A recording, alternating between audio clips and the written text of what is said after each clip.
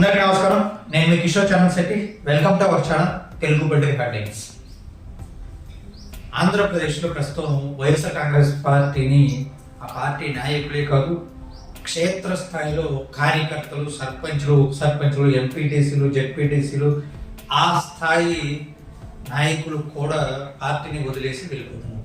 So రీసెంట్గా శ్రీకాకుళం జిల్లా హెచ్చర్ల నియోజకవర్గానికి చెందిన చాలామంది సర్పంచులు, ఉప సర్పంచులు, ఎంపీటీసీలు, జెడ్పీటీసీలు చాలామంది వైఎస్ఆర్ కాంగ్రెస్ పార్టీని వదిలిపెట్టి జనసేన పార్టీలో జాయిన్ అవ్వడం జరిగింది.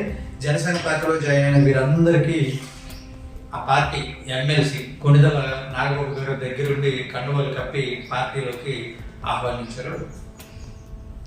నాగబాబు గారిని ప్రత్యేకంగా ఉత్తరాంధ్ర కోసం పని చేయమని పంపించినటువంటి పవన్ కళ్యాణ్ గారు. సో ఆ కార్యక్రమంలో భాగంగా జనసేన పార్టీలో చేరిన సర్పంచులు, ఉప సర్పంచులు కొన్ని ఆసక్తికరమైన వ్యాఖ్యలు చేశారు. అవేంటో చూద్దాం. వైఎస్ఆర్ కాంగ్రెస్ పార్టీ అధికారంలో ఉన్నప్పుడు నియోజకవర్గ స్థాయిలో ఎమ్మెల్యేలకి అంత ప్రాధాన్యత లేదు. ఎమ్మెల్యేలకే ప్రాధాన్యత లేకపోతే మరి సర్పంచులు, ఉప సర్పంచులు, ఎంపీటీసీలు, జెడ్పీటీసీల పరిస్థితి ఏంటి? శూన్యం. వారికి అసలు ఎలాంటి అధికారాలు లేవు. అదే ఇప్పుడు ఆ పార్టీ నుంచి జనసేనలో జాయిన్ అయిన సర్పంచులు, ఎంపీటీసీలు, జెడ్పీటీసీలు చెప్పారు.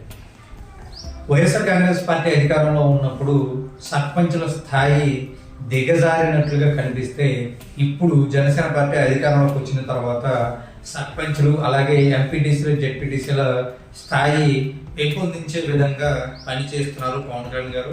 ఆ పనితీరు నచ్చే మేము జనసేన పార్టీలో జాయిన్ అవుతున్నాం అని తెలియజేశారనమాట.